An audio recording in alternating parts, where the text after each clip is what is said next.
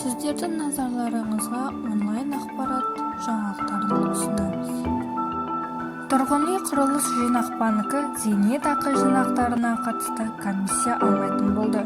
Бұл туралы қаржы ұйымының төрайымы Ләззат Ибрагимова айтты деп хабарлайды КАЗ Нұр-Кз порталы. Оның мәлімдеуінше, зейнетақы жинақтарын пайдалану бойынша тұрғын үй құрылыс жинақ банкі уәкілетті оператор болып тағайындалған жағдайда банк Қазақстан азаматтарынан осы жинақтарды есепке алу және аудару бойынша туындайтын операциялардың комиссиясын алмайды. Ақылды ауыл жобасы 2021 жылдың 1-тоқсанынан іске қосылады деп жоспарланып отыр. Ақылды ауыл жобасы жергілікті бөлімдер бюджеті мен халықты ескере отырып шағын елді мекендерге бейімделген ақылды қаланың баламасы болып табылады.